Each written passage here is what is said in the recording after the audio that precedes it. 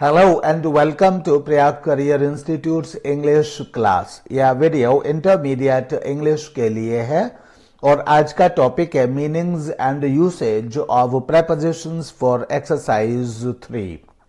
तो आइए आज का video meanings and usage of prepositions के लिए स्टार्ट करते हैं। आज का पहला प्रेपोजिशन है बिहाइंड। बिहाइंड को तीन मीनिंग्स में या थ्री मीनिंग्स के लिए बिहाइंड प्रेपोजिशन को यूज किया जाता है।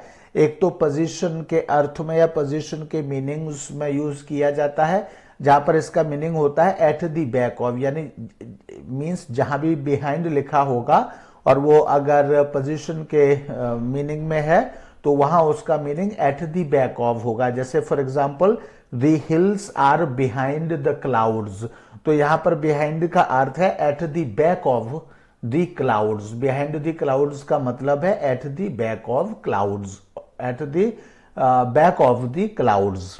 तो या हिंदी में कहें तो बिहाइंड का अर्थ है पीछे। There is a park behind my house means there is a park at the back of my house, यानी मेरे घर के पीछे एक पार्क है, पार्क। तो यहां पर बिहाइंड का अर्थ के पीछे या एट द बैक ऑफ के मीनिंग में सबसे पहला मीनिंग है बिहाइंड का, इस मीनिंग में इसका प्रयोग किया जाता है।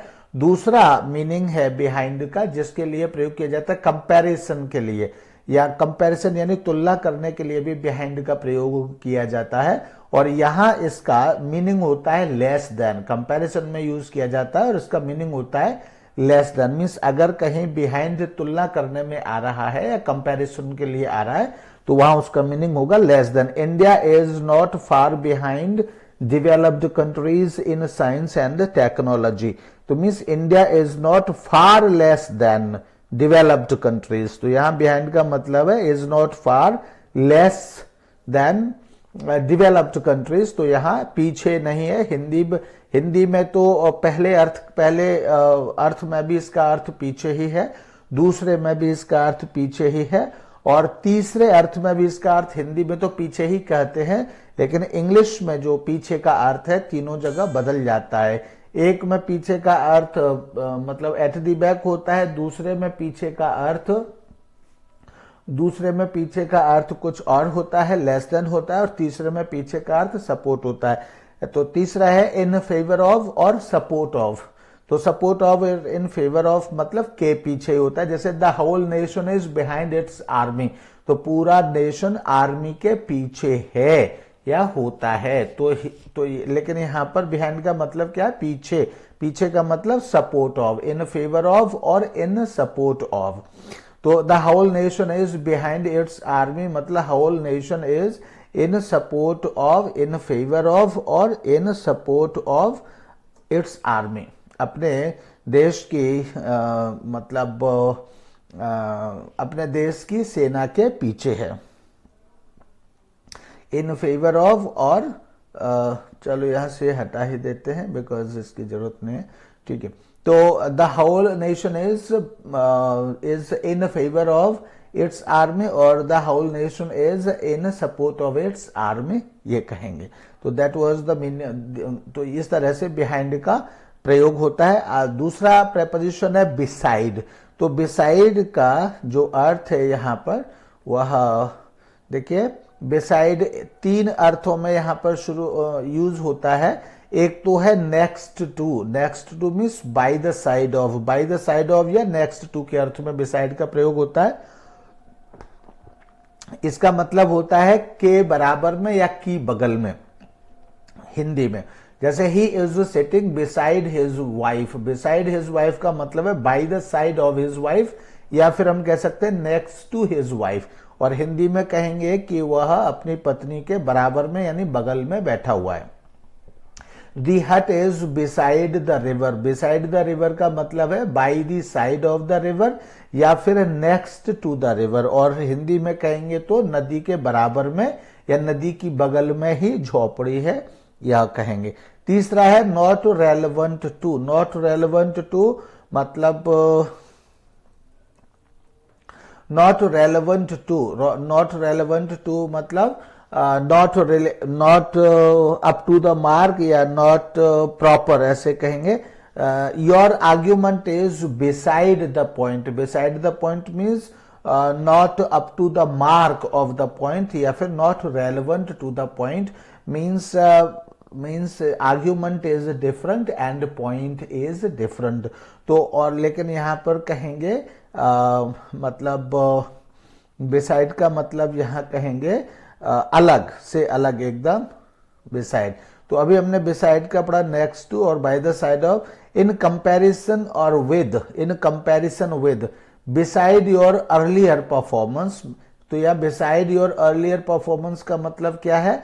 इन comparison with your earlier performance, और हिंदी में कहेंगे की तुलना में. यानी बिसाइड योर अर्लियर परफॉर्मेंस यानी तुम्हारे पहले परफॉर्मेंस की तुलना में, या फिर हम कहेंगे इन comparison with your earlier performance, तो भी हिंदी में कहेंगे तुम्हारे पहले परफॉर्मेंस की तुलना में. This is a vast improvement. अब जो है यह काफी बड़ा इम्प्रूवमेंट है, इस तरह से कहेंगे. नॉट रेलेवेंट टू, ये मैंने अभी इससे पहले बताया. Not relevant to means different, means it is not related to that, मतलब it is not useful in this matter. Your argument is beside the point. Beside the point means far from the point. It is not relevant to the point, means it cannot be, means point is different and your argument is something different, means there is no match with your argument and point. तो इस तरह से not relevant to के अर्थ में भी, यानी कि मतलब से अलग है. तो यहाँ एक तो होता है beside का मतलब के बगल में, दूसरा होता है की तुलना में, और तीसरा होता है कि मतलब से अलग, डिफरेंट है. तो इस अर्थ में होता है. नेक्स्ट प्रेपोजिशन है बिसाइड्स. बिसाइड्स का मतलब है यहां इन एडिशन टू. तो in addition to there are 9 students here besides the teacher. तो यह इन एडिशन टू का मतलब होता है एक्स्ट्रा फ्रॉम, के अतिरिक्त. तो there are 9 students here besides the teacher, means teacher के अतिरिक्त. तो यहां पर बिसाइड्स का मतलब बिसाइड्स मतलब के अतिरिक्त.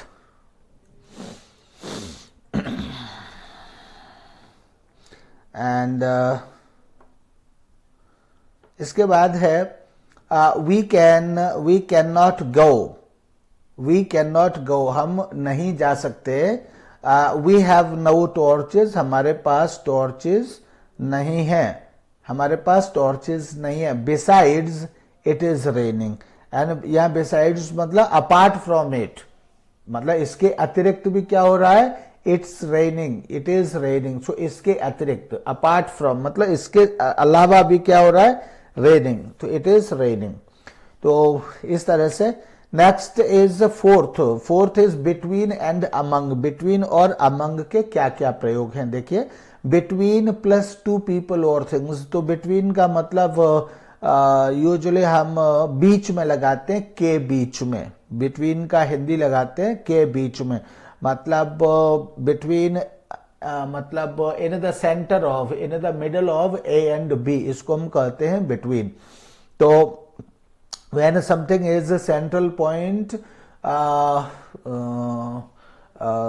तब हम इसको कहते हैं, ए एंड बी के बीच में कोई सेंट्रल पॉइंट है तो हम उसको बिटवीन कहते हैं. लेकिन बिटवीन का प्रयोग क्या क्या है देखिए. बिटवीन प्लस टू पीपल और थिंग्स, यानी बिटवीन टू पीपल और थिंग्स के लिए यूज किया जाता है, यूजुअली सभी जानते हैं.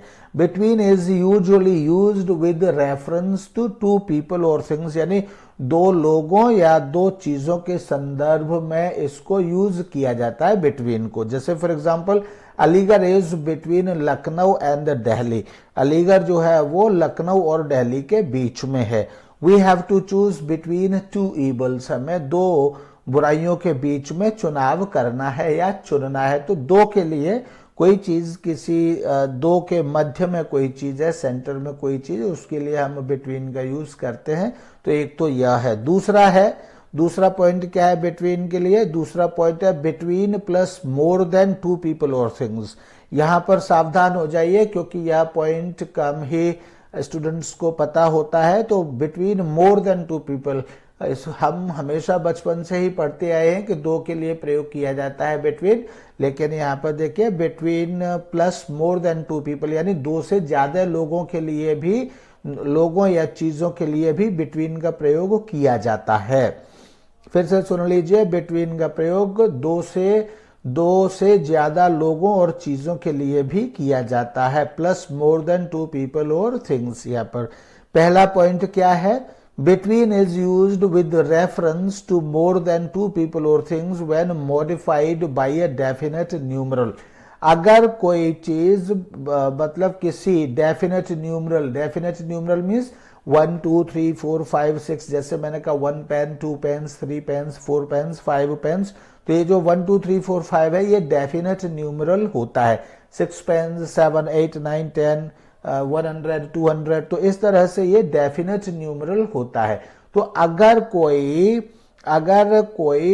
मतलब पीपल और थिंग्स, जैसे मैंने कहा 10 पीपल 100 पीपल या 100 थिंग्स 20 थिंग्स 25 थिंग्स, तो अगर कोई नाउन किसी डेफिनेट न्यूमरल से मॉडिफाइड है तो उसके साथ बिटवीन प्रयोग किया जा सकता है, या बिटवीन ही प्रयोग किया जाएगा, अमंग प्रयोग नहीं किया जाएगा। जैसे for example, he divided his property equally between his 4 sons. तो यहां देखिए सन्स नाउन है एंड नाउन से पहले डेफिनेट न्यूमरल 4 आया है, तो इसलिए यहां 4 के आने के कारण इसके साथ बिटवीन वर्ड का या प्रेपोजिशन का यूज किया गया है, अमंग वगैरह का नहीं। तो इसी तरह से ही divided his property equally between his 4 sons, तो इस तरह से बिटवीन का प्रयोग या दो से ज्यादा के लिए भी किया जाता है। B point is, next point is, between is also used with reference to more than two when mutual or reciprocal relationship is indicated। जब कोई पारस्परिक कोई संबंध दर्शाया जाता है, कोई पारस्परिक संबंध है, आपस में म्यूचुअल है, आपसी है, रेसिप्रोकल है, म्यूचुअल है मीन्स पारस्परिक है और आपसी है। मैंने आपको दिया और आपने मुझको दिया, या एक ग्रुप ने मतलब इसको दिया उस ग्रुप ने वापस दिया, तो ऐसे इसके लिए इस स्थिति में भी क्या होता है, बिटवीन का ही प्रयोग किया जाता है। जैसे there is a treaty of friendship between the 5 great powers. तो यहाँ देखिए एक न्यूमरल, डेफिनेट न्यूमरल तो है ही है, लेकिन उसके साथ एक फ्रेंडशिप भी है उनमें, तो लेकिन बेशक तो आप डेफिनेट न्यूमरल को ही देखते हैं। तो there is a treaty of friendship between the 5 great powers, तो यहां भी बिटवीन का प्रयोग किया जाता है। Now third point is between plus noun. Next point is between plus noun plus and plus noun. तो यहां पर देखिए कि कई बार हमसे गलती हो जाती है, एंड की जगह हम कुछ और लिखने लगते हैं। तो अगर बिटवीन आया है फिर नाउन आया है तो फिर यह एंड ही आएगा, यह इसमें बताया गया है। And is always used to join 2 nouns और pronouns, so and can not be replaced by 2। तो इसलिए इसको 2 से नहीं रिप्लेस किया जा सकता, यानी यहां पर 2 नहीं लगाया जाना चाहिए।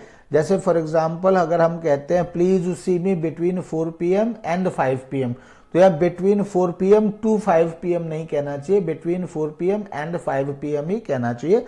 Please see me between 4 PM and 5 PM ऐसे ही कहना चाहिए। Please see me, please meet me between 7 PM and 8 PM, इसी तरह से कहना चाहिए। Fourth point is among plus more than 2 people और थिंग्स। अब है यहां पर among plus more than 2 people और थिंग्स, यानी अमंग का प्रयोग 2 से ज्यादा चीजों या फिर लोगों के साथ। Among is usually used with reference to more than 2 people और things when a definite number is not mentioned. Among is usually used, प्रायः अमंग का प्रयोग किया जाता है with reference to more than 2 people और थिंग्स, 2 से ज्यादा लोगों या वस्तुओं के संदर्भ में। When a definite number is not mentioned, जब कोई डेफिनेट नंबर नहीं दिया गया होता है, कोई प्लुरल नाउन है लेकिन उसके साथ कोई डेफिनेट नंबर नहीं है, तब हम उसके साथ अमंग का प्रयोग करते हैं। जैसे she is happy to be among her people again, तो अमंग हर पीपल यानी यहां पीपल है यानी कि प्लुरल है। प्लुरल का मतलब है कि 2 या 2 से ज्यादा है, लेकिन यहां कोई डेफिनेट न्यूमरल नहीं है। 3, 4, 5, 6, 7 ऐसा कोई डेफिनेट न्यूमरल नहीं है, इसलिए यहाँ पर अमंग का प्रयोग किया गया है। तो यानी किसी प्लूरल नाउन से पहले अगर कोई डेफिनेट न्यूमरल एडजेक्टिव या डेफिनेट नंबर आता है तो उसके साथ बिटवीन लगता है, लेकिन अगर डेफिनेट नंबर नहीं आता है और प्लूरल नाउन है तो फिर उसके साथ अमंग लगता है। अगर हमें के बीच में, के मध्य में या के बीच में अगर हमें इस अर्थ में कुछ कहना है तो इसका मतलब यह नहीं है कि अगर हमें इन शब्द का प्रयोग प्रेपोजिशन का करना है तो इनकी जगह अमंग होगा, क्योंकि ये डेफिनेट नहीं, ऐसा नहीं है। के बीच में अगर के अर्थ के लिए हमको कोई प्रेपोजिशन लगाना है तो फिर अगर यहाँ डेफिनेट न्यूमरल एडजेक्टिव है, डेफिनेट नंबर है, तब तो यहाँ पर बिटवीन आएगा, अदरवाइज यहाँ पर अमंग आएगा। ये बात इसमें है। He likes to work among little children, तो यहाँ भी चिल्ड्रन प्लूरल नाउन है, लेकिन यहाँ डेफिनेट नंबर नहीं है, इसलिए यहाँ पर अमंग का प्रयोग किया गया है।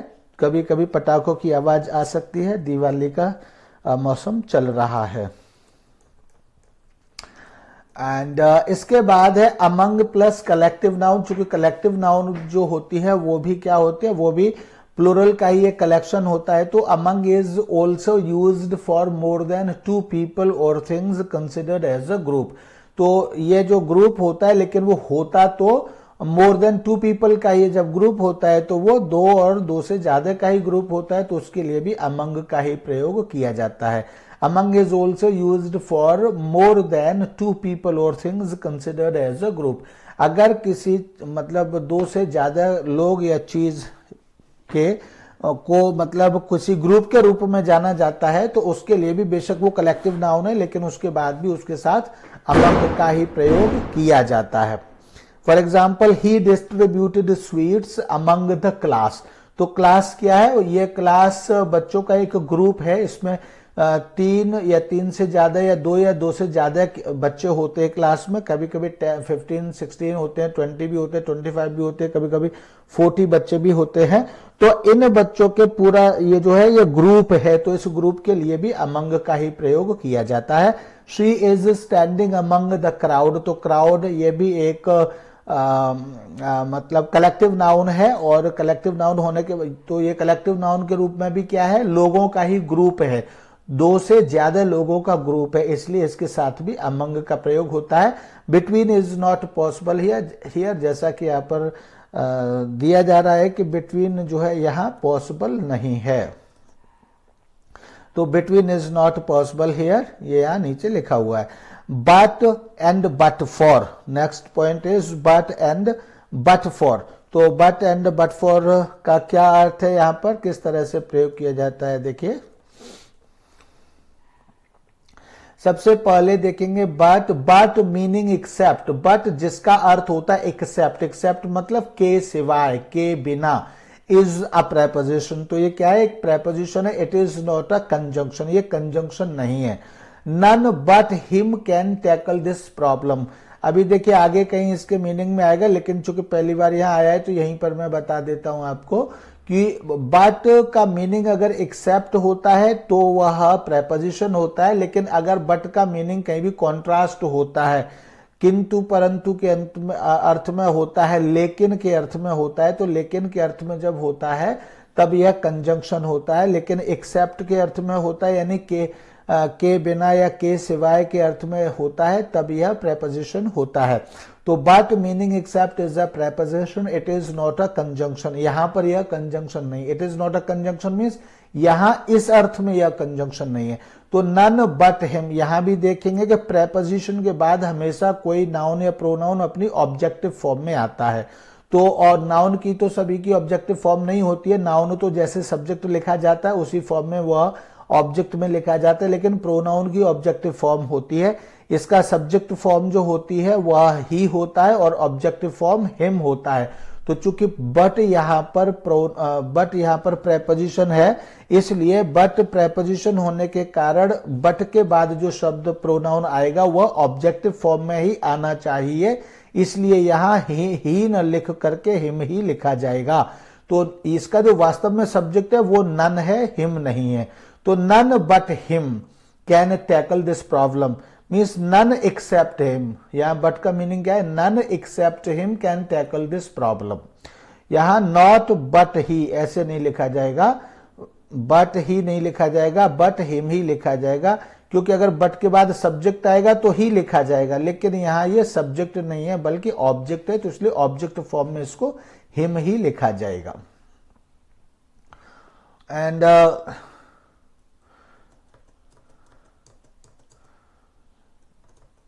Next is none but me passed the test. None but me passed the test, तो यहां भी बट के बाद यहां पर आई ना होकर के मी ही आएगा, क्योंकि बट यहां पर प्रेपोजिशन है, कंजंक्शन नहीं है। कंजंक्शन होता तो यहां सब्जेक्ट आता, लेकिन ये प्रेपोजिशन है, तो इसलिए यहां पर ऑब्जेक्टिव फॉर्म में ही प्रोनाउन आएगा। और जैसा कि मैंने बताया सब्जेक्ट यहां पर नन है, तो none but me passed the test, तो यहां आई नहीं आएगा बल्कि मी ही आएगा। और यहां बट का मीनिंग जो है, बट एक तो प्रेपोजिशन और इसका मीनिंग है except, means except me none passed the test, means not anybody passed the test except me. Note but indicating contrast is a conjunction. अगर बट से कॉन्ट्रास्ट का इंडिकेशन होता है, यानी भिन्नता का परिचय मिलता है, कोई विरोधाभासी अर्थ का परिचय मिलता है, तब बट का अर्थ कंजंक्शन में होता है। एंड जैसे जॉन इज टॉल बट रोजी इज शॉर्ट, तो यहां पर देखिए बट, यहां पर बट के बाद क्या है, सब्जेक्ट आया रोजी, तो ये क्या है, यहां टॉल और यहां शॉर्ट, दो विरोधाभासी अर्थ बताए गए हैं यहां पर, इसलिए, और ये दोनों अलग अलग सेंटेंसेस हैं। अब यहां पर बट का अर्थ क्या है, अब ये कंजंक्शन हो गया, कोऑर्डिनेटिंग कंजंक्शन हो गया। कोऑर्डिनेटिंग कंजंक्शन का जो क्वालिटी या गुण होता है या उसकी डेफिनेशन होती है, इक्वल रैंक के शब्दों को या सेंटेंसेस को वह ज्वाइन करता है। तो रोजी इज शॉर्ट ये एक अलग पूरा सेंटेंस है, जॉन इज टॉल ये अलग पूरा सेंटेंस है, तो इसलिए इन दोनों सेंटेंसेस को जोड़ने वाला ये वर्ड यहां पर बट हो रहा है, तो यहां पर ये कंजंक्शन है। तो इसी his writing is good but not his spelling, तो यहां भी क्या है, ये दोनों को means his writing is good but his spelling is not good, तो इस अर्थ में ये सेंटेंस यहां पर है, तो यहां पर ये कंजंक्शन है, तो यहां एक्सेप्ट का मीनिंग नहीं है इसमें। And next is but for your cooperation, तो sorry, but for meaning without और except for and expressing a negative condition is a preposition, तो जैसे बट है उसी तरह से बट फॉर है। बट फॉर का मतलब क्या है, विदाउट और except for, and expressing a negative condition मतलब इसके अलावा नहीं, इज अ प्रेपोजिशन, तो ये इस मीनिंग में बट फॉर भी क्या होता है, प्रेपोजिशन होता है।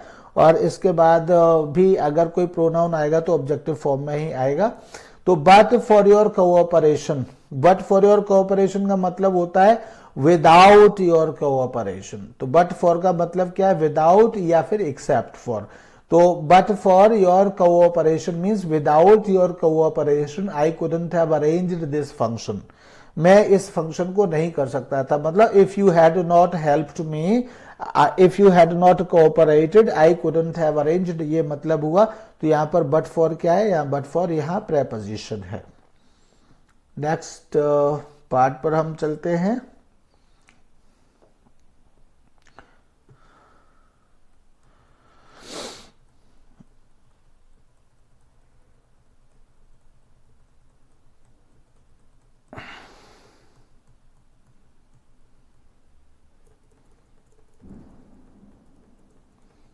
ये मैंने आपको बता दिया, but for cooperated I would not have been able to arrange, मतलब आपका कोऑपरेशन नहीं होता तो बिना आपके कोऑपरेशन के पॉसिबल नहीं था, ये मैंने उसी समय आपको बता दिया।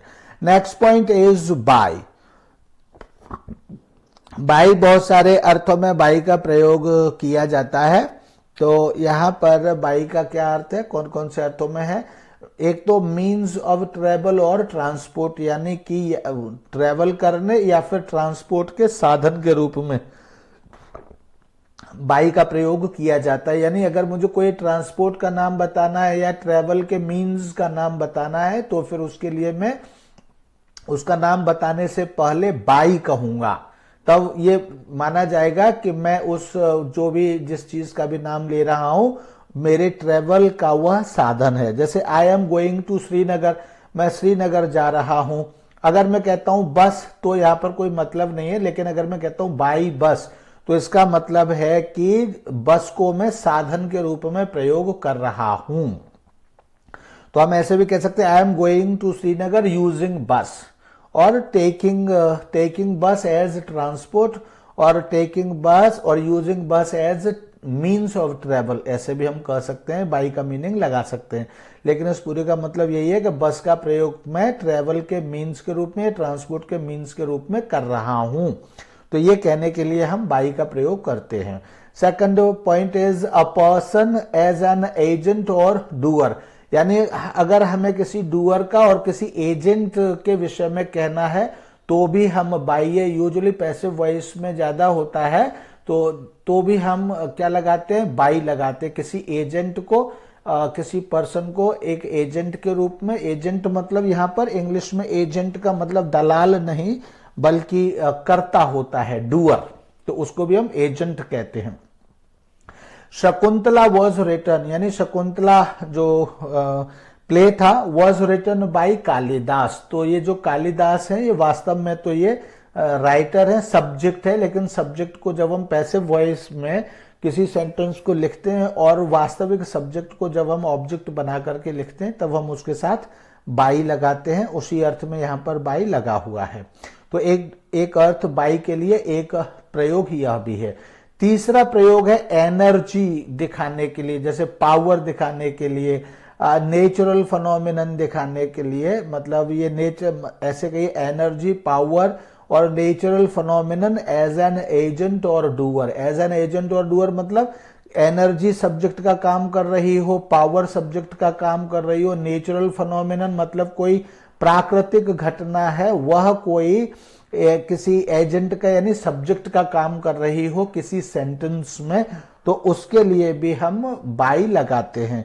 मतलब सेंटेंस में काम कर रहे हो का मतलब है कि सेंटेंस पैसिव हो और इनमें इन्होंने वास्तव में किसी सब्जेक्ट की तरह काम किया हो, तो फिर हम उसके साथ बाई लगाते हैं। जैसे he was struck, he was struck मतलब उसको स्ट्रक किया गया, हिट किया गया। ही वॉज स्ट्रक किसके द्वारा, बाई लाइटनिंग। तो ये जो लाइटनिंग है ये नेचुरल फिनोमिनन है, तो नेचुरल फिनोमिनन को दिखाने के लिए कि ये सब्जेक्ट है, ये स्ट्रक का सब्जेक्ट कौन है, लाइटनिंग है, तो इसको हमने पैसिव वॉइस में दिखाया है। तो इस तरह से इनको सब्जेक्ट के रूप में दिखाने के लिए इसके साथ हमने बाई लगाया, by lightning. Next fourth meaning है इसका, पार्ट ऑफ वंस बॉडी और क्लोथ्स, यानी किसी व्यक्ति की बॉडी या फिर क्लोथ्स के पार्ट को व्यक्त करने के लिए भी कि किस हिस्से की हम बात कर रहे हैं उसके लिए भी हम बाई का प्रयोग करते हैं। जैसे आई सीज्ड हिम, मैंने उसको पकड़ा, तो किस जगह पर पकड़ा या किस जगह से पकड़ा, तो by the collar. By the collar मतलब मेरे पकड़ने की जगह उसका कॉलर था, यानी कि मैंने हाथ में कॉलर को पकड़ा, इसी को हम हिंदी में कहते हैं कॉलर से पकड़ा। She caught her by the hair, she caught her by the hair, तो यहां मतलब उसने उसको पकड़ा, तो उसने उसको कैसे पकड़ा, किस स्वरूप में पकड़ा, शरीर के किस अंग को पकड़ा, तो she caught her by the hair मतलब उसने बालों से पकड़ा। तो यहाँ बाई की हिंदी से शब्द हो सकते हैं, उसने उसको बालों से कब पकड़ा, और यहाँ कपड़े के लिए कहा कॉलर से पकड़ा। तो इस तरह से कंधे से पकड़ा, हाथ से पकड़ा, कमर से पकड़ा। इसके लिए अगर हमको कोई भी प्रेपोजिशन चाहिए तो हम वहां पर से पकड़ा के लिए हम बाई लगा सकते हैं। बाई हेयर तो आया ही है, by nose, by ear, by hand, by wrist, इस तरह से हम कह सकते हैं। फिफ्थ मीन्स इज, अब जैसे बाई कॉलर है, बाई जैकेट कह सकते हैं, बाई शर्ट कह सकते हैं, तो इस तरह से कह सकते हैं। Fifth point is means of doing something. Means of doing something मतलब किसी काम को, किसी की चीज को करने के साधन के रूप में। जैसे by plus ground, by plus ground, by plus ground नहीं होगा, बाई प्लस शी अर्न्स, यहां जीरंड होगा, जीरंड, बाई प्लस जीरंड होगा, ये गलत लिखा हुआ है, GE ये गलत लिखा हुआ है, I am sorry here, by plus gerund होगा यहाँ पे, gerund. By plus gerund means of doing something, मतलब बाई प्लस जीरंड होगा।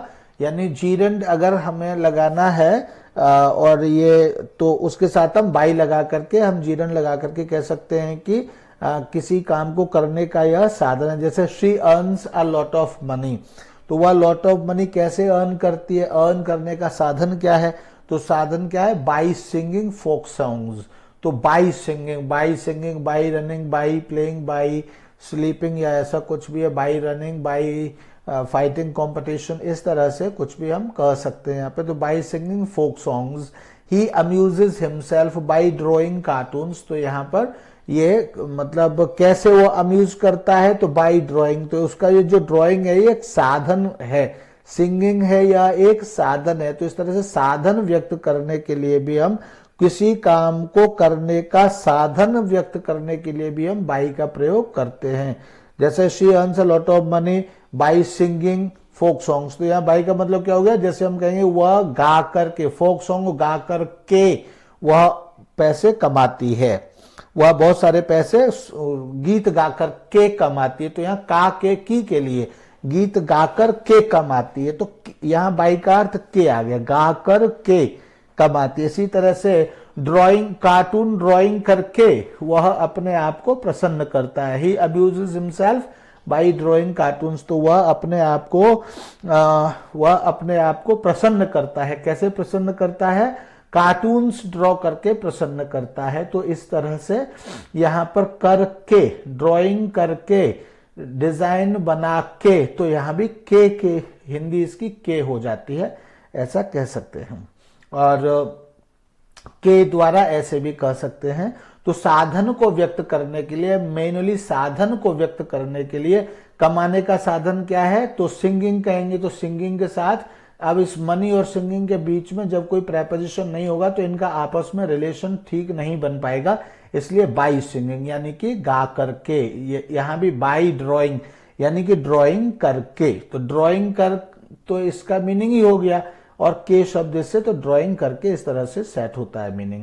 And sixth point is mode of payment, यानी कि पेमेंट के साधन के रूप में भी बाई का प्रयोग किया जाता है कि हम हमारा पेमेंट करने का मोड क्या है, यानी तरीका क्या है, मैनर क्या है। For example, he gets his salary by cheque, he gets his salary by cheque. तो यहां पर देखिए, he gets his salary by cheque. तो मतलब उसका जो सैलरी है, सैलरी का जो तरीका है, मैनर है, वो किस रूप में उसको सैलरी मिलती है, तो बाई चेक। तो ये जो चेक है वह मोड ऑफ द पेमेंट है, यानी पेमेंट का तरीका है, मैनर है। तो ये मैनर दिखाने के लिए भी हम किसका यूज करते हैं, बाई का यूज करते हैं। फिर से देख लीजिए, he gets his salary cheque कहेंगे तो फिर ये सैलरी और चेक का आपस में कोई रिलेशन सेट नहीं होगा, रिलेशन सेट नहीं होगा तो सेंटेंस गलत हो जाएगा। इसलिए सैलरी बाई चेक, यानी कि सैलरी तो वह प्राप्त करता है और सैलरी प्राप्त करने का जो साधन है वह चेक है, ऐसे हम कह सकते हैं। सैलरी यानी चेक के साधन के द्वारा वह सैलरी प्राप्त करता है, चेक के साधन या माध्यम से वह सैलरी प्राप्त करता है। तो यह दिखाने के लिए यह बाई का प्रयोग किया जाता है। Note, we make payment in cash और काइंड। हम यहाँ ये जो मेक पेमेंट जब हम कहते हैं तो, और ऐसे कहिए कि कैश के लिए हम हमेशा कैन इन यूज करते हैं, कैश के लिए हम बाई यूज नहीं करते हैं। इंग्लिश को किंग ऑफ एक्सेप्शंस कहा जाता है। यहाँ यह भी मैं बात बता दूं, इंग्लिश को किंग ऑफ एक्सेप्शंस कहा जाता है, और इसको ऐसा इसीलिए कहा जाता है क्योंकि इसमें बहुत सारे एक्सेप्शंस होते हैं। हालांकि एक्सेप्शंस हिंदी, उर्दू और सभी भाषाओं में भी होते हैं, लेकिन इंग्लिश में एक्सेप्शंस बहुत ज्यादा होते हैं। उसी बात को हम यह कह जाते हैं कि यह रूल है और इस रूल के द्वारा यह होता है और यह नहीं होता, और उसी के अंदर नीचे लिखा होता है, लेकिन अगर ऐसी परिस्थिति हो तो कहीं कहीं ऐसा भी होता है। तो इस तरह से रूल होता है, लेकिन उसके बाद कुछ एक्सेप्शंस भी होते हैं, उनको भी महत्व दिया जाता है, और ये भी वजह है एक्सेप्शंस की, ये बाद में बात करेंगे। Seventh point is unit of measurement. Unit of measurement को बताने या दिखाने के लिए भी बाई का प्रयोग किया जाता है, और वो मेजरमेंट यूनिट क्या होता है, जैसे प्राइस है या रेट है, तो इन प्राइस या रेट को दिखाने दर्शाने के लिए भी बाई का प्रयोग किया जाता है। जैसे वी बाई बनानास, तो हम बनानास हम खरीदते हैं। तो कैसे खरीदते हैं, किस माध्यम से या किस प्रकार से या किस दर से खरीदते हैं, तो बाय द डजन, यानी किस रूप में खरीदते हैं, बाय द डजन। जैसे बहुत सारी चीजें हम किलो के भाव से खरीदते हैं, किलो के रूप में खरीदते हैं, लेकिन हम बनानास कैसे खरीदते हैं, बाय द डजन। इसी तरह से they are paid wages by the week, वो जो है वीक के द्वारा या वीक के माध्यम से उनको वो पे की जाती है, उनकी वेजेस पे की जाती है। They are paid wages by the week, तो वो वीक के द्वारा, वीक मतलब per week, by the week means per week, मतलब किसी की बाय द मंथ होता है, किसी का कुछ और होता है, बाय द ईयर भी हो सकता है, बाय द 6 मंथ्स भी हो सकता है। तो लेकिन यहाँ पर क्या, they are paid wages by the week, मतलब वो वीक के माध्यम से या पर वीक ऐसे कह सकते हैं। Note, the is always used with the unit of measurement. इस तरह की मेजरमेंट के साथ, जैसे दी डजन के साथ दी लगाया है, इसी तरह से वीक के साथ दी लगाया है। और अगर इस तरह की मेजरमेंट में हम ईयर का नाम लेते हैं, मंथ का नाम लेते हैं, तो उनके साथ भी हमको दी लगाना चाहिए। We buy butter by the pound, तो यहां पर बाई अ पाउंड नहीं कहेंगे, यहां भी बाई द पाउंड ही कहेंगे। इसी तरह से 8 पॉइंट इज रिजल्ट, यानी रिजल्ट के लिए भी हम बाई का प्रयोग करते हैं। यहां रिजल्ट का मतलब क्या, या मतलब रिजल्ट के अर्थ में इसका मतलब क्या होता है, बिकॉज ऑफ। जैसे the payment was made by mistake, तो यहां बाई का मतलब है बिकॉज ऑफ, तो बिकॉज ऑफ के अर्थ में यहां पर बाई आता है, तो बाई का मतलब बिकॉज ऑफ भी होता है, ऐसे समझना चाहिए। लेकिन वो परिणाम के अर्थ में, बिकॉज ऑफ मतलब हर जगह नहीं हो जाएगा बाई का अर्थ बिकॉज ऑफ, वो किस में होगा, किसी परिणाम के अर्थ में ही बिकॉज ऑफ होगा। तो the payment was made because of mistake, तो बिकॉज ऑफ मिस्टेक के लिए बाई मिस्टेक हम कहते हैं। We can achieve great success by will power, तो by will power means because of will power, means if we have will power we can achieve great success. फिर है extent, तो extent मतलब क्या होता है, एक्सटेंट का मतलब होता है एक बाउंड्री, एक बाउंड्री लाइन, उसको हम एक्सटेंट कहते हैं। वेयर वी गेट, मतलब जहां पर हमको कोई परमिशन होती है कि यहां तक आप कर सकते हैं, यहां तक नहीं कर सकते, तो उसको हम एक्सटेंट कहते हैं। तो they won the match by 7 runs, यानी जो विक्ट्री या जो जीतने की जो हमारी एक्सटेंट है दैट इज बाई 7 रन्स। तो इसलिए इसके साथ भी इस तरह की एक्सटेंट दिखाने के लिए भी हम बाई का प्रयोग करते हैं। We won the match by 3 goals to nil, तो ये जो एक्सटेंट है, विन करने की जो एक्सटेंट है, हद है, वो कितना है, 3 गोल्स है। तो इस तरह से विक्ट्री में हमारी जो जीत है, जीत में हमारी जो एक्सटेंट है, उस एक्सटेंट के लिए भी, मतलब एक्सटेंट दिखाने के लिए हम बाई का प्रयोग करते हैं, हद दिखाने के लिए बाई का प्रयोग करते हैं।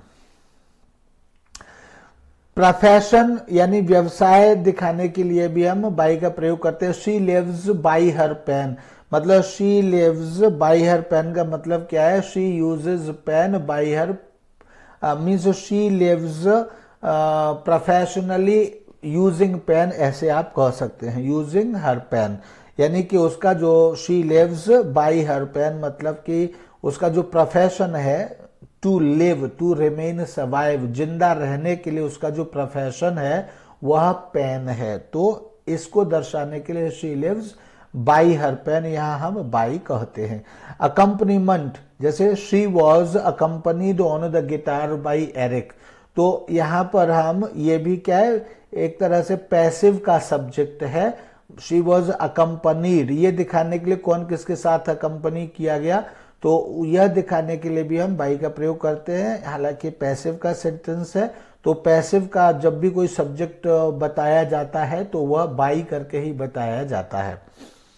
12th इज डिवीजन और मल्टीप्लीकेशन ऑफ नंबर्स, तो नंबर्स के डिवीजन या मल्टीप्लीकेशन के लिए भी हम, ये दिखाने के लिए भी हम बाई का प्रयोग करते हैं। जैसे 4 डिवाइडेड बाई 2 इक्वल्स 2, तो डिवाइडेड बाई, ये भी हालांकि पैसिव वॉइस का ही है, डिवाइडेड बाई 2, तो यहाँ ये जो 2 है वह क्या है, डिवाइड का एक सब्जेक्ट ही है। तो इस तरह से भी हम ले सकते हैं डिवाइडेड बाई 2, या डिवीजन के दिखाने के लिए कि कितने के द्वारा डिवाइड किया गया है या कितने के द्वारा मल्टीप्लाई किया गया है, ये दिखाने के लिए भी हम बाई का प्रयोग करते हैं। 4 divided by 2 equals 2 and 5 multiplied by 3 equals 15। Dimensions और साइज दिखाने के लिए, डायमेंशंस का मतलब होता है मतलब एक तरफ से अगर हम देखते हैं, एक एंगल से देखते हैं, तो एक बार में हमको कितनी किसी के कितने पक्ष या कितनी साइड्स दिखाई देती हैं, उनको हम डायमेंशंस कहते हैं। या किसी वस्तु के जो मतलब जो फेसेस होते हैं, वो कितने फेस हैं किसी वस्तु के, उनको हम डायमेंशंस कहते हैं। तो डायमेंशंस और साइज दिखाने के लिए भी हम बाई का प्रयोग करते हैं। जैसे this room is 10 feet by 20 feet, तो ये 10 और 20 क्या है, ये डायमेंशंस हैं। तो इन डायमेंशंस को बाई के द्वारा मतलब एक मल्टीप्लिकेशन के अर्थ में इनको दिखाया गया है। तो इसके लिए 10 फीट इंटू 20 फीट या 10 फीट मल्टीप्लाइड बाई 20 फीट, तो मल्टीप्लाइड के साथ भी हमने बाई लगाया, तो हम मल्टीप्लाइड न कह करके 10 बाई 20 फीट हम कह देते हैं। तो इस अर्थ में भी बाई का प्रयोग किया जाता है। देन इज रूट और पैसेज, यानी किस रास्ते से आप जा रहे हैं, जिसका अर्थ होता है वाया और जिसका अर्थ होता है थ्रू। तो ऐसे एक्चुअली वाया का अर्थ क्या होता है, using the way of sorry, via की जो मीनिंग होता है वो होता है यूजिंग द वे ऑफ, और थ्रू का भी मतलब यही होता है यूजिंग द वे ऑफ, और थ्रू मतलब यूजिंग या गोइंग मीन्स हाँ यही होता है यूजिंग द वे ऑफ, मतलब किसी चीज के अंदर के होकर के निकल के जाना या किसी रास्ते से होकर के जाना, इन दोनों के लिए ही थ्रू और वाया का प्रयोग होता है। तो वाया और थ्रू के अर्थ में भी बाई का प्रयोग होता है पैसेज या रूट बताने के लिए। जैसे he went to Srinagar by Jawahar tunnel, तो हम यहाँ तीनों यूज कर सकते हैं। He went to Srinagar via Jawahar tunnel ऐसे भी कह सकते हैं, he went to Srinagar through Jawahar tunnel भी हम कह सकते हैं, and he went to Srinagar by the Jawahar tunnel, ये तो है ही। इसी तरह से he got a promotion by the back door, मतलब तो बाई का मतलब यहाँ क्या है, थ्रू द बैक डोर या फिर वाया बैक डोर या यूजिंग द बैक डोर। तो यहाँ पर इस अर्थ में भी हम बाई का प्रयोग करते हैं। Then the next point is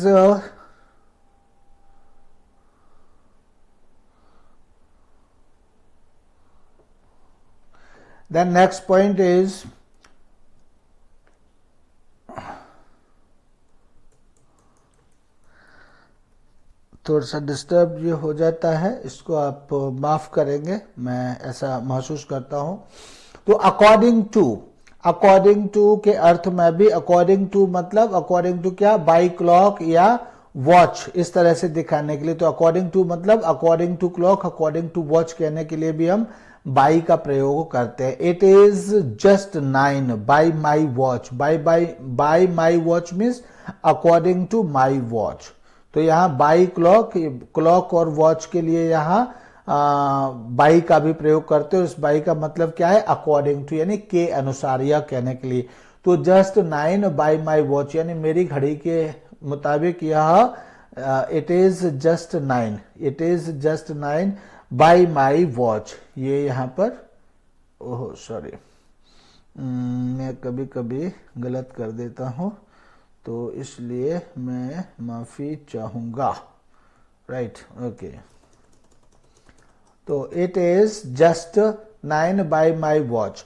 and next point is at the side of. तो बाई का मतलब के बराबर में, के बगल में, ये तो पहले भी आया था। तो एट द साइड ऑफ को भी हम यानी बिसाइड के अर्थ में भी हम बाई का प्रयोग करते हैं। जैसे she came and sat by her husband, तो she came and sat by her husband. तो यह बाई का मतलब क्या है, बिसाइड हर हस्बैंड। बिसाइड का मतलब क्या है, by the side of her husband. और by the side of her husband का मतलब क्या है, अपने हस्बैंड की बगल में। तो यहाँ शी केम, तो यहाँ मतलब इसका प्रयोग इस अर्थ में भी किया जाता है। बाई का प्रयोग बिसाइड के अर्थ में भी किया जाता है, यानी कि के बगल में। By her husband, by the side, by river, हम इस तरह से कह सकते हैं। बाई द टेबल यानी टेबल के बगल में। Next point is with respect to someone's birth, marital status और प्रोफेशन। हम मतलब प्रोफेशन के द्वारा या प्रोफेशन की दृष्टि से या स्टेटस की, मैरिटल स्टेटस की दृष्टि से या बर्थ की दृष्टि से ऐसे हम कह सकते हैं। विद रिस्पेक्ट टू के का मतलब किसी व्यक्ति के बर्थ की दृष्टि से, मैरिटल स्टेटस यानी शादीशुदा के स्तर से, या फिर उसके व्यावसायिक स्तर से या व्यावसायिक दृष्टि से ऐसे कह सकते हैं। जैसे for example, she is an Italian by Indian by birth. इसको हम इंडियन बाई बर्थ न करके इसको हम सीधा सोनिया गांधी जी से हम जोड़ सकते हैं, तो हम कह सकते हैं she is Italian, she is an Italian, she is an Italian by birth. तो जो सोनिया जी हैं हमारे देश की बहू, वो क्या है, बाई बर्थ तो क्या है, वो इटालियन हैं, अपने जन्म से क्या है, वो इटालियन हैं। But she is an Indian, अब वो क्या हो गई यहां, शी इज एन, नहीं, I am sorry, how, yes, and Indian. So she is an Indian by marriage, और शादी से वो क्या है, शादीशुदा जिंदगी से क्या है, वो इंडियन है। तो she is an Indian by marriage, यानी शादी के स्तर से या शादी की दृष्टि से वह इंडियन है। And she is a politician by profession, और अपने व्यवसाय से वो क्या है, व्यवसाय से वो राजनीतिज्ञ है। तो इस तरह से व्यवसाय की दृष्टि से, स्टेटस, मैरिटल स्टेटस की दृष्टि से, और ये दिखाने के लिए भी हम बाई का प्रयोग करते हैं। ठीक है।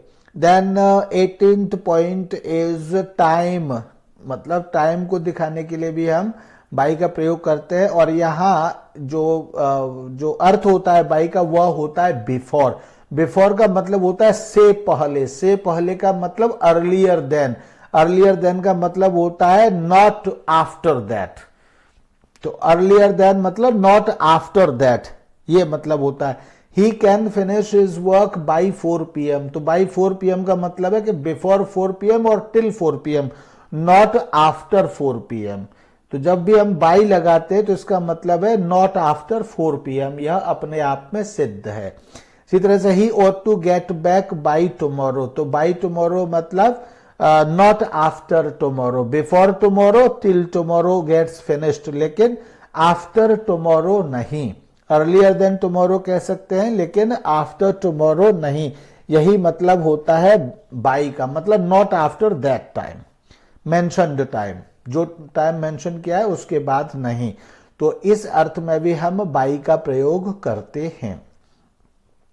7th point is bye and in और ऑन। बाई का प्रयोग इन, बाय, इन और ऑन का प्रयोग, इसमें एक तरह का कंपैरिजन होगा। तो इसमें देखेंगे कि क्या क्या प्रयोग है इसका। जैसे for example, first point is bye plus means of travel और ट्रांसपोर्ट। तो बाय का प्रयोग हम ट्रेवल और ट्रांसपोर्ट के लिए हम पढ़ चुके हैं, इसके लिए किया जाता है। मतलब सॉरी, यहाँ तीनों का एक तरह का कंपैरिजन है कि बाय, इन और ऑन में क्या अंतर है, इसलिए ये एक साथ यहाँ पर लिखे गए हैं। तो बाई का प्रयोग तो हम किस लिए, ट्रेवल और ट्रांसपोर्ट के मीन्स के लिए यानी साधन के लिए करते हैं। जैसे by is used when a mode of transport और conveyance is not modified by an article, adjective और एडजेक्टिव क्लॉज। मतलब जब बाई हम उस समय प्रयोग करते हैं ट्रांसपोर्ट या ट्रेवल के मीन्स में, बाई का प्रयोग हम तब करते हैं जब when a mode of transport is not modified, जो मोड ऑफ ट्रांसपोर्ट है यानी ट्रांसपोर्ट का जो माध्यम या साधन है, जब वह किसी आर्टिकल के द्वारा या किसी एडजेक्टिव के द्वारा या फिर एडजेक्टिव क्लॉज के द्वारा मॉडिफाइड न किया गया हो, यानी उसके साथ कोई विशेषण न लगा हो, तब तो हम उसके साथ बाई का प्रयोग करते हैं। जैसे for example, we travel by car. तो यहां पर ये देखिए कि बाई कार इसलिए आया है क्योंकि कार से पहले कोई यहां पर एडजेक्टिव नहीं है, कोई आर्टिकल नहीं है, कोई कुछ नहीं है, सिर्फ कार शब्द आया है।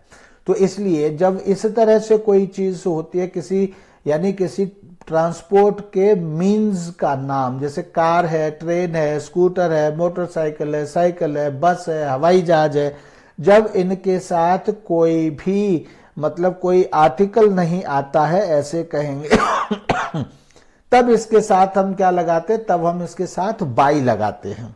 ठीक है, लेकिन तो इस तरह से देख लीजिए कि इसका जो है by is used when a mode of transport is not modified by an article, adjective और एडजेक्टिव क्लॉज, यानी किसी भी आर्टिकल के द्वारा और एडजेक्टिव के द्वारा यानी विशेषण के द्वारा और किसी एडजेक्टिव क्लॉज यानी पूरा का पूरा सेंटेंस जो एडजेक्टिव का काम कर रहा हो, जब ऐसे किसी भी माध्यम के द्वारा इसको किसको ट्रांसपोर्ट मतलब कन्वेयंस जिससे आप जा रहे हैं, जब उसको मॉडिफाई न किया गया हो तभी हम उसके साथ बाई लगाते हैं। जैसा कि कार से पहले न तो कोई आर्टिकल है, न कोई एडजेक्टिव है, न कोई सेंटेंस है, यानी कोई क्लॉज भी नहीं है जो इसको मॉडिफाई करे यानी इसकी विशेषता बताए, तो इसलिए हम यहां पर बाई आया है।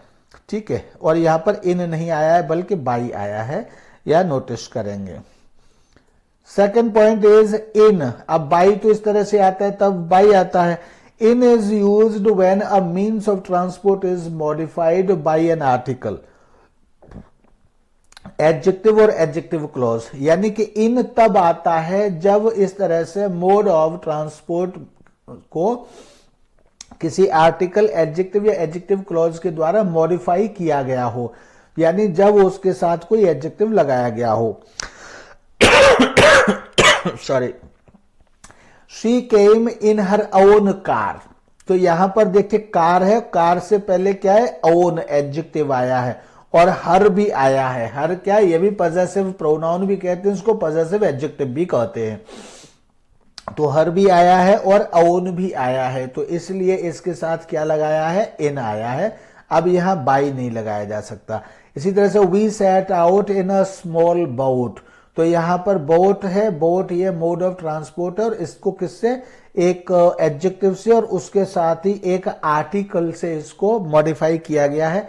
तो ये जो आर्टिकल्स है इनको भी कभी कभी हम एडजेक्टिव की ही कैटेगरी में रख लेते हैं। ये वास्तव में डिटर्मिनर्स होते हैं और एडजेक्टिव जैसे ही होते हैं, एडजेक्टिव का ही फंक्शन कर रहे होते हैं। तो इसलिए जब ये कोई आ जाते हैं किसी नाउन से पहले या किसी ट्रांसपोर्ट के मीन्स से पहले, साधन के नाम से पहले, तब हम उसके साथ इन का प्रयोग करते हैं। तो we set out in a small boat, तो यहां भी बाई नहीं लगाएंगे। And the bus she was travelling in fell into a river, तो यहां भी देखिए बस, तो बस को कौन क्या चीज मॉडिफाई कर रही है, शी वॉज ट्रेवलिंग इन, तो यहां बस को ये पूरी की पूरी जो सेंटेंस है शी वॉज ट्रेवलिंग, ये क्या कर रहा है, ये बस को मॉडिफाई कर रहा है। कौन सी बस fail into a river, river में कौन सी बस गिर गई, शी वॉज ट्रेवलिंग इन, तो इसलिए यहां भी ट्रेवलिंग के साथ जो प्रेपोजिशन आया है वहां इन आया है, क्योंकि बस को ये शी वॉज ट्रेवलिंग ये क्लॉज है, इसको हम एडजेक्टिव क्लॉज कहेंगे, ये इसको पूरा का पूरा मॉडिफाई कर रहा है इसलिए, तो इसीलिए यहां भी इन का प्रयोग किया गया है। इसी तरह से next point is on is used instead of in with a bicycle और साइकिल, और बाइसिकल और साइकिल के साथ क्या यूज किया जाता है, इनकी जगह पर ऑन यूज किया जाता है। He goes to school on cycle not in, तो यहां पर इन नहीं कहेंगे बल्कि ऑन कहेंगे। इसी तरह से by plus noun is always in singular, by plus जो नाउन होता है हमेशा सिंगुलर होता है, singular form. In plus noun can be in the singular और प्लूरल फॉर्म, यानी बाई प्लस नाउन कहेंगे तब तो ये नाउन हमेशा सिंगुलर में होगा, लेकिन अगर इन कहेंगे तो ये नाउन सिंगुलर भी हो सकता है और प्लूरल भी हो सकता है। जैसे for example they came by car bus boat, ठीक है, तो ये दे केम बाई कार बस बोट इसी तरह से लिखा जाएगा, कार्स बसेस और बोट्स नहीं लिखा जाएगा या कहा जाएगा। लेकिन दे केम इन अ बिग बस, तो दे केम इन अ बिग बस, नॉट बाई, यहां बाई नहीं आएगा। दे केम बाई कार बस, हाँ दे केम बाई इन अ बिग बस, ठीक है। दे केम इन सेवरल बिग बसेस, तो यहां पर यह जब हम इन लगाते हैं तो यहां पर क्या कहा गया, in plus noun can be in the singular और प्लूरल फॉर्म। तो सिंगुलर में भी हो सकता है और ये प्लूरल में भी हो सकता है। तो दे केम इन अ बिग बस, यानी यहां पर सिंगुलर, और दे केम इन सेवरल बिग बसेस, तो ये क्या है यहाँ प्लूरल। तो इनके बाद जो नाउन आएगा वो सिंगुलर भी हो सकता है, वो प्लूरल भी हो सकता है, लेकिन बाई के बाद जो नाउन आएगा वह केवल और केवल सिंगुलर ही होगा।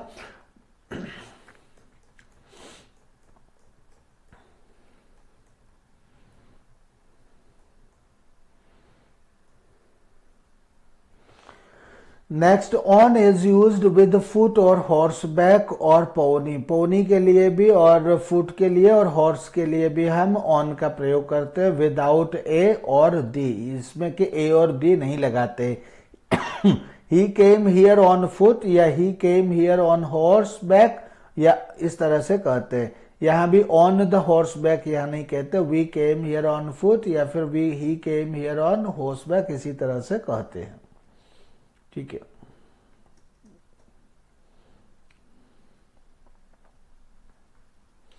Okay, next point is on is used with a large public vehicle. Large public vehicle के लिए भी हम ऑन का यूज करते हैं as a means of travel, यानी कि कोई बड़ा व्हीकल होता है और वो ट्रेवल के मीन्स के यानी साधन के रूप में यूज करते हैं, तो उसके लिए भी हम ऑन कहते हैं। जैसे for example, they are now on the plane to Japan. वो जो है जापान के रास्ते में है, यानी जो प्लेन जापान जा रहा है उस प्लेन पर है। They met on the Delhi Mumbai express. वो जो है दिल्ली मुंबई एक्सप्रेस में मिले थे। हिंदी में तो यही कहेंगे मैं मिले थे, लेकिन इंग्लिश में इसके लिए ऑन लगाते हैं। यहाँ पर यह भी ध्यान रखेंगे, ये मेरे ख्याल से पॉइंट आगे आ जाएगा, लेकिन यह ध्यान रखेंगे जब हम इस तरह से बड़े व्हीकल्स के लिए लगाते हैं तो इस ऑन का मतलब जब होता है, जैसे यहाँ टू जापान कहा गया है, तो यहाँ टू जापान क्यों कहा गया है, इसका मतलब है कि ये जहाज यात्रा में है, यानी कि यह जहाज ऑन हमेशा स्पीड को दिखाता है। तो जब हम इस तरह से कहते हैं on the plane to Japan, तो on the plane to Japan का मतलब है plane in the air. Plane in the air, जो कि हवा में जा रहा था। जापान बेशक जा रहा था लेकिन था कहाँ, एयर, यानी कि अपनी गति में था हुआ। ऑन हमेशा स्पीड को, गति को दिखाता है, तो यह भी ध्यान रखेंगे। दे आर नाउ, अगर खड़ा हुआ है जहाज तब तब तो they are in the plane इसी तरह से कहेंगे, लेकिन अगर जहाज स्पीड में है तो they are now on the plane to Japan, तब हम इस तरह से कहेंगे। इसी तरह they met on the Delhi Mumbai express, तो ये मेट का मतलब क्या है कि ट्रेन स्पीड में है, चल रही है, चलते चलते ट्रेन चल रही थी, हम घूम रहे थे ट्रेन में, वहीं हमारी मुलाकात हो गई। इस विषय को भी ध्यान में रखने के लायक यह विषय है। नेक्स्ट इज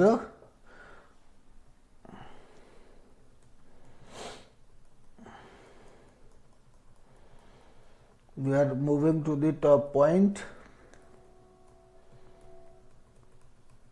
एंड ये चूंकि एक एक्सरसाइज के अकॉर्डिंग लिया जा रहा है तो इसलिए थोड़ा सा लेंथी हो रहा है वीडियो, इसको आप थोड़ा सा टॉलरेट करिए।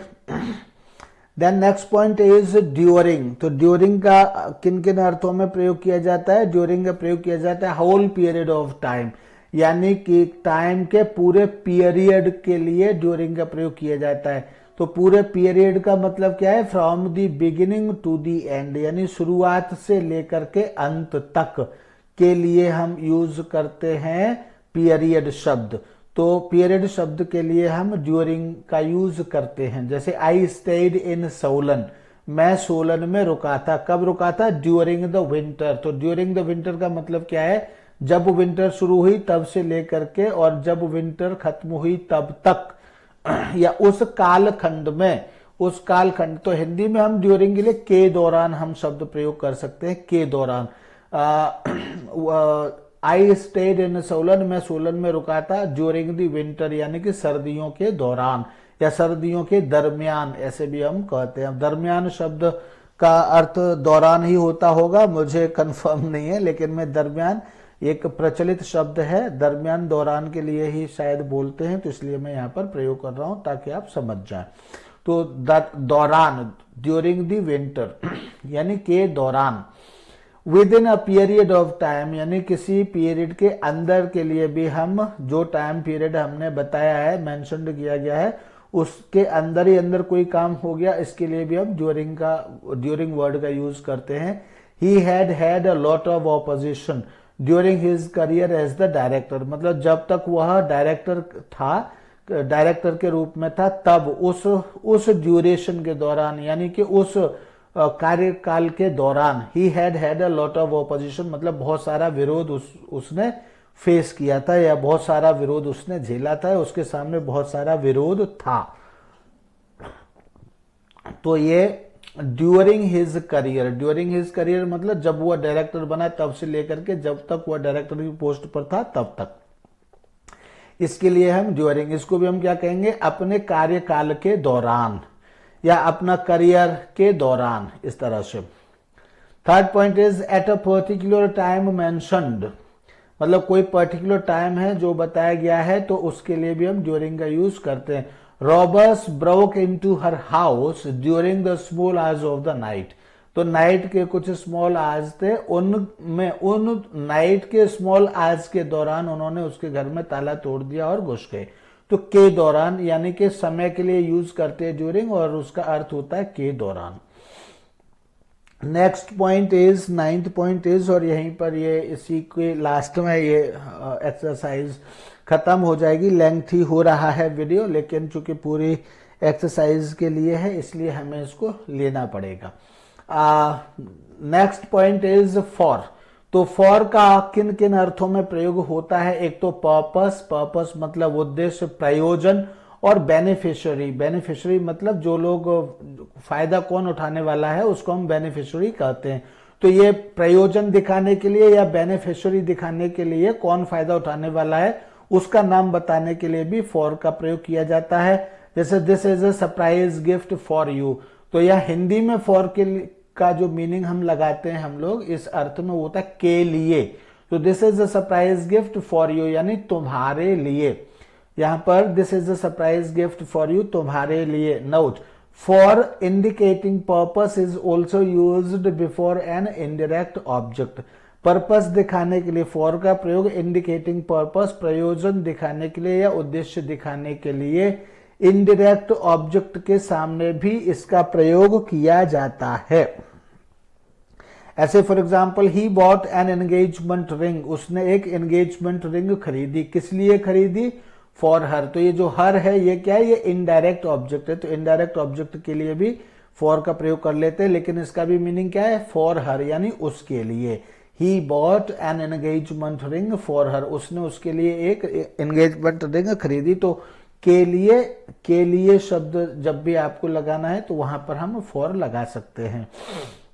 ऐसे नहीं कि वो पढ़ने के लिए बैठा ही, तो वहां तो उसका ही सैट टू रीड, वहां पर तो उसका मतलब यही होगा। लेकिन जैसे मतलब हमने कहा कि पानी के लिए, तो फॉर वाटर, इस तरह से हम मतलब के लिए के साथ नाउन आना जरूरी है।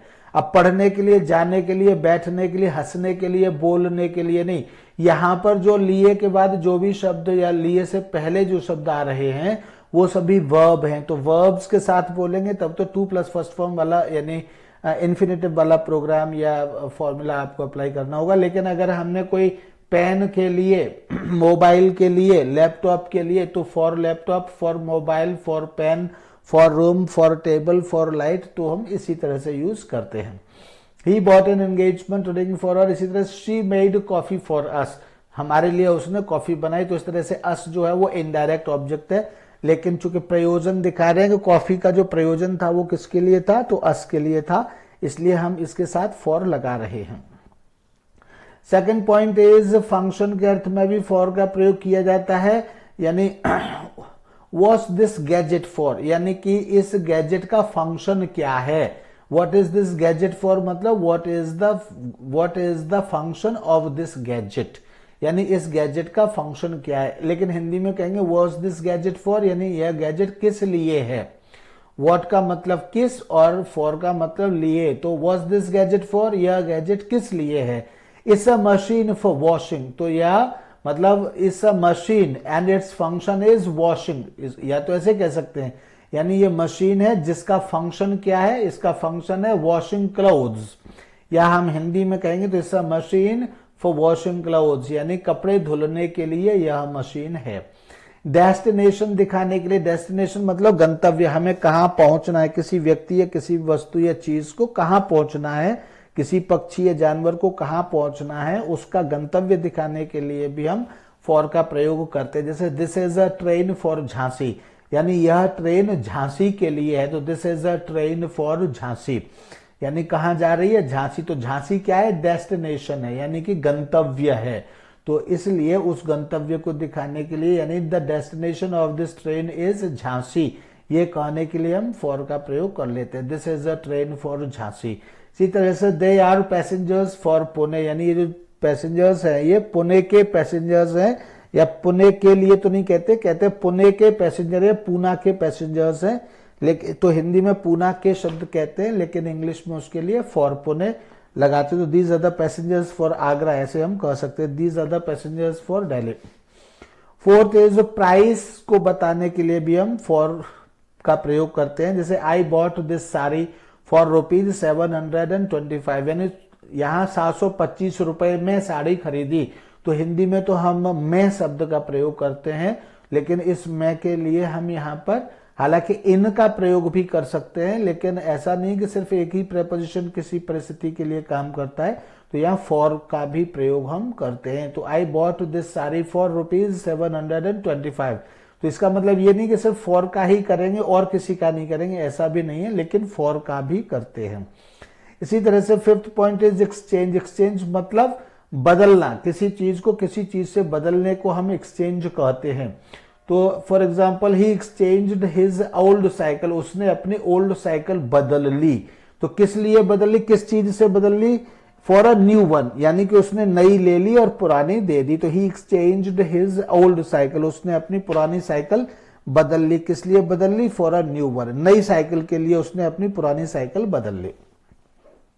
तो के लिए या के बदले में, पुरानी साइकिल के नई साइकिल के बदले में उसने पुरानी साइकिल बदल ली। तो एक्सचेंज के लिए जब कहेंगे तो के बदले में भी हम कह सकते हैं एक्सचेंज के मीनिंग में।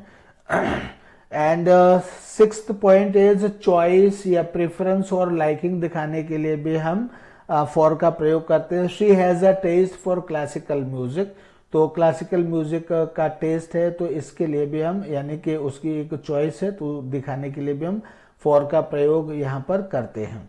He has a liking for tasty dishes, तो यहाँ भी फॉर टेस्टी डिशेज मतलब टेस्टी डिशेज के लिए उसके पास लाइकिंग है, तो इसके लिए भी हम फॉर का प्रयोग करते हैं।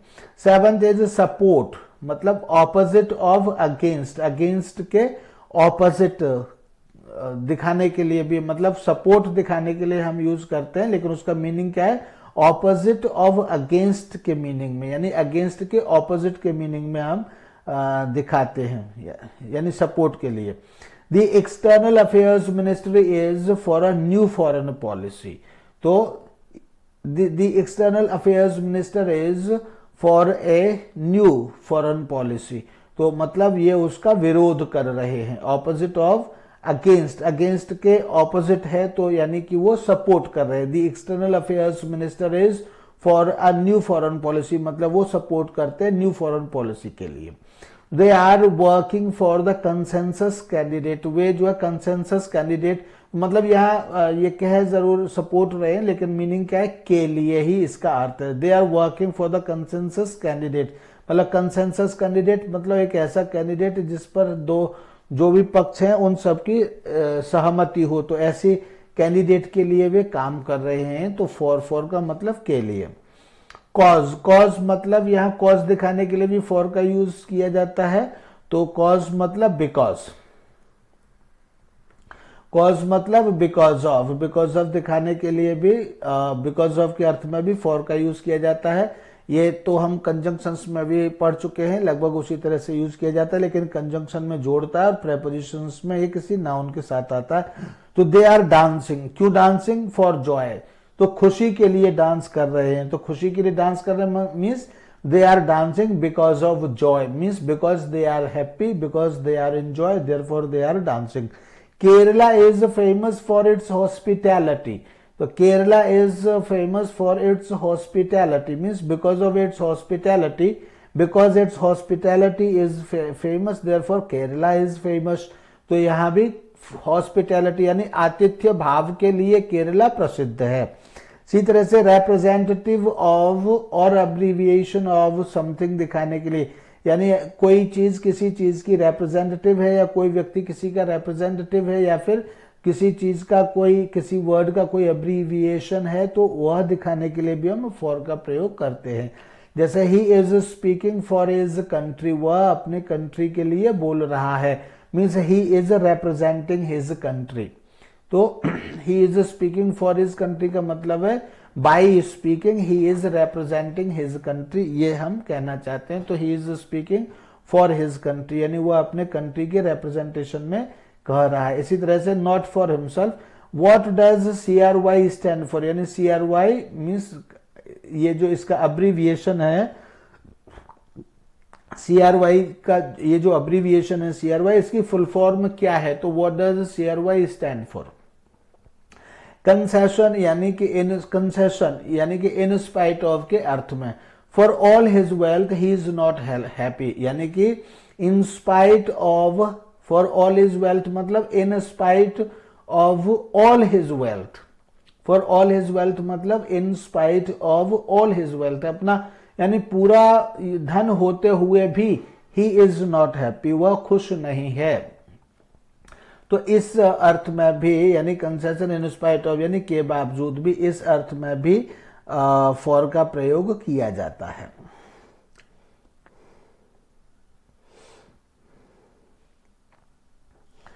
Then is for all her qualifications Rajni fared poorly at the interview. तो यहां for all plus noun is used in this construction.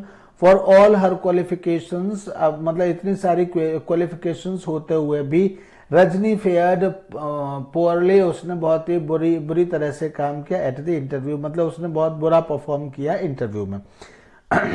Next point is distance दिखाने के लिए भी फॉर का प्रयोग किया जाता है। She walks for 2 kilometres every day.